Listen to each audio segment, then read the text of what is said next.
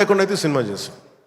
ఒక యాక్టర్గా నేను కావచ్చు, టెక్నీషియన్స్గా కావచ్చు, హరిశంకర్ స్క్రీన్ ప్లే కావచ్చు, నిర్మాతల తాలూకు ప్రొడక్షన్ వాల్యూస్ కావచ్చు, టెక్నికల్ ఎఫర్ట్స్ కావచ్చు, నాతో పాటు యాక్ట్ చేసిన నటీనటులు కావచ్చు, మేము మా జాబ్ చాలా బ్రిలియంట్గా చేసాం.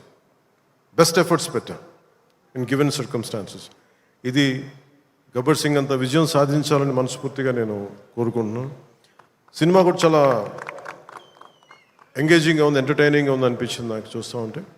సో ఇది ఒక మాస్ ఎంటర్టైనర్ గాను, లేదంటే మీరు ఎలా చూస్తారు, నేను కూడా 19th ఉగాది రోజున మీరు ఎలాంటి తీర్పునిస్తారు, మీకు ఎలా నచ్చదు నేను కూడా ఎదురు చూస్తూ ఉన్నాను.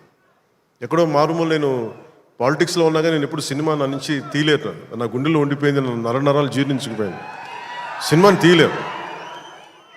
ఇందాక హరీష్ చెప్తున్నట్టుగా ఒక పాటలు కానీ సాహిత్యం కానీ వింటూ ఉంటాం. అలాగే ఒక మంచి సినిమా, ఒక మంచి కథ, మనం చాలా లోలో ఉన్నప్పుడు ఒక సినిమా చూడగానే, ఒక సన్నివేశం చూడగానే మళ్ళీ జీవితం మీద మళ్ళీ మనకు ఆశ వచ్చి ముందుకెళ్తాం. చాలాసార్లు ఎన్ని ఇబ్బందులున్నా, ఓటములు తట్టుకుని ఒకసారి సినిమా అనేది మనకి అబ్రాడ్లాగా పార్కులు ఉండవు, మనకి చిన్న చిన్న ఇళ్ల మధ్యలో ఉంటాం, రోడ్ల మీద నడవడానికి సరైన పేవ్మెంట్స్ ఉండవు. అన్ని ఇబ్బందుల మధ్యలో కూడా భారతదేశంలో, ఎస్పెషల్లీ దక్షిణ భారతంలో సినిమా చాలా కీలకమైంది. సినిమా అనేది లేకపోతే ఎంత క్రైమ్ పెరిగిపోతే మనం ఊహించలేము. ఒకసారి బెంగళూరులో రాజ్ కుమార్ గారిని వీరప్పన్ ఆయన కిడ్నాప్ చేసినప్పుడు, this is observation by Karnataka police, సడన్గా స్పైక్ అయిందండి క్రైమ్. సినిమాలన్నీ 100 రోజులు పైన బంద్ చేసేటప్పటికి. మీరు సినిమాల్లో నిజంగా కొన్ని ఇబ్బందులు ఉంటాయి, ఒకసారి మరి ఎక్కువ మంది గుమిగూడవచ్చు, ఇవన్నీ ఉంటాయి. కానీ సినిమాని తెలుగు ప్రేక్షకుల నుంచి కానీ, భారతదేశం నుంచి కానీ తీయలేము. Entertainment is the soul of this nation. అది మన సంస్కృతి తాలూకు మూలాలు ఇవన్నీ. అందుకని ఈ సినిమాని తీసేయలేము మన జీవితాల్లో నుంచి. అలాగే నాకు ఎప్పుడు ఏ హీరో విజయం మీద నాకు ఎప్పుడు ఇన్సెక్యూరిటీ ఉండదు. అందరూ బాగుండాలని కోరుకుంటాను. సర్వే జనం సుఖినో బాగుందంటే నేను ఒక్కడనే బాగుండాలి, మిగతా వాళ్ళు పోవాలి మనం కాదు, అందరూ బాగుండాలని కోరుకుంటాను. అలాగే నేను చాలా పర్యాలు చెప్తూ ఉంటాను. ఇప్పుడు ఉదాహరణకి నేను టుడే ఈ మన ఏపీ గవర్నమెంట్కి సంబంధించి టికెట్స్ ఇవన్నీ అడుగుతూ ఉంటే నేను అది ఒకటి అనుకుంటాను. First of all ticket hikes ఇవన్నీ ఏంటి? ఇట్ ఈస్ అబౌట్ ఎవరిని ఎక్స్ప్లాయిట్ చేయటం కాదు కదా.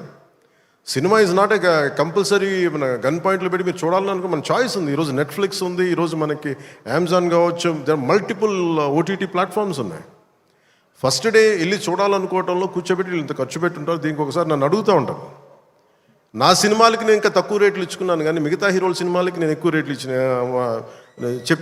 తెలియజేసాను. నా దగ్గరికి వస్తారు, అస్సలు నాకు సంబంధం లేదు, నేను ఏదైనా ఉంటే నేను ఒకటే అడుగుతాను. ఆంధ్రప్రదేశ్కి ఏదైనా సినిమాలు వచ్చి మిగతా హీరోలు నిర్మాతలు వచ్చినప్పుడు నేను ఒకటే అడుగుతాను, మీరెవ్వరూని దేహి అనకండి దయచేసి. మీరు దేహి అంటూ నాకు మీరు ఎంత కష్టపడి తీస్తారో నాకు తెలుసు.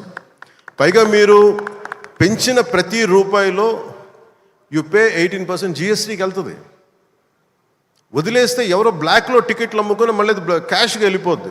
అది గవర్నమెంట్కి రెవెన్యూ కాదు, ఎవరికి. అందుకని చెప్పి దీన్ని బేస్ చేసుకొని నేను ఆంధ్రప్రదేశ్కి ప్రత్యేకించి, అది ప్రభుత్వం ఎన్డీఏ ప్రభుత్వం కాబట్టి నేను మనస్ఫూర్తిగా ఇర్రెస్పెక్ట్ ఆఫ్ హీరో, పుష్ప కావచ్చు, లేదంటే మన జూనియర్ ఎన్టీఆర్ గారు కావచ్చు, మహేష్ గారిది కావచ్చు. మహేష్ గారు వచ్చిన రిలీజ్ అయిందో తెలియదు కానీ నాకు ఈ మధ్యకాలంలో ఏ సినిమా వచ్చినా కానీ, ఇంక్లూడింగ్ కల్కి ప్రభాస్ గారి కావచ్చు,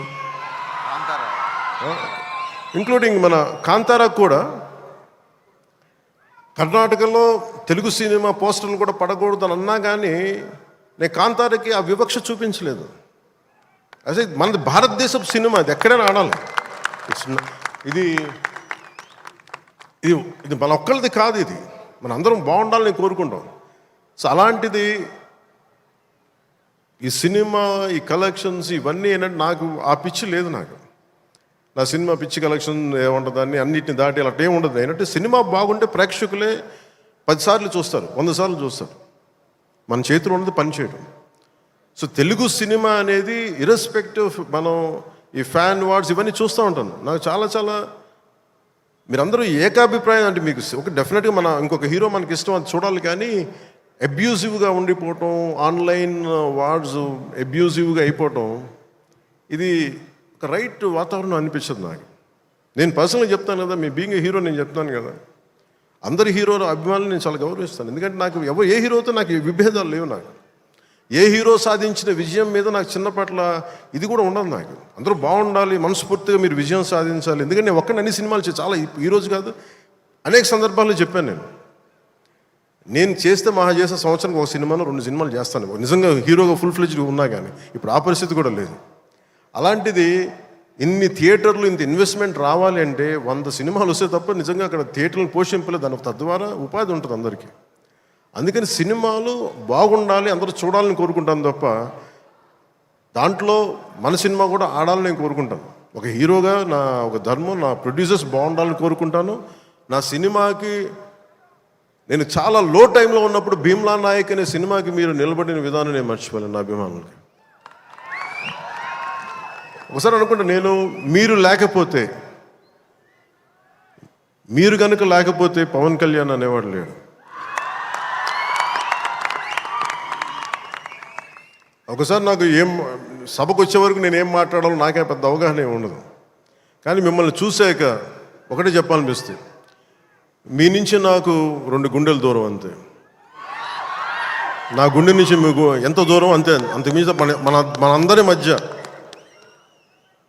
2 గుండెల దూరం అంతే. I love you.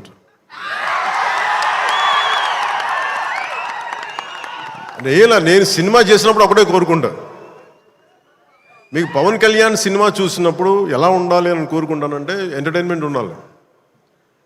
ఆర్ట్ సినిమాలో ఉండకూడదు, కొంచెం ఎంటర్టైన్మెంట్ ఉండాలి, చిన్న ఉత్సాహం రావాలి, చిన్నపాటి సామాజిక అవగాహన స్పృహ ఉండాలి, దేశం మీద చిన్నపాటి భక్తి ఉండాలి, భక్తి పెంపొందించేలా ఉండాలి. ఇవన్నీ ఒక కలెక్టివ్ థాట్ అన్నీ సరైన కమర్షియల్ మీటర్లో దొరికితే ఎలా ఉంటుందో ఈ సినిమా హరీష్ శంకర్ నిర్దేశకత్వంలో, ఆయన దర్శకత్వంలో నేను ఏమైతే ఇలా ఉంటే బాగుంటుందని కోరుకుంటానో అవన్నీ చాలా పొందిగ్గా ఒక భగవంతుడికి ఒక మాల్లా కూర్చాడు. ప్రేక్షకులుగా ఆ మాల వేయడానికి సిద్ధంగా ఉన్నాను హరీష్ శంకర్. మీరు this film will definitely I think entertain you. అంటే నాకేంటంటే డికేడ్స్ నుంచి లాస్ట్ 2.5 డికేడ్స్ నుంచి నాకు ఏ సినిమా చెప్పుకోవడం నాకు తెలియదు. తొలి ప్రేమ కూడా ఆడినప్పుడు, నా ఫస్ట్ సినిమా ఆడినప్పుడు కూడా అంటే మేబీ నా 3rd, 4th సినిమా నాకు తెలియదు అది ఎంత హిట్ అయిందని కూడా తెలియదు. అలాగే మనం ఓజీ హిట్ అయినప్పుడు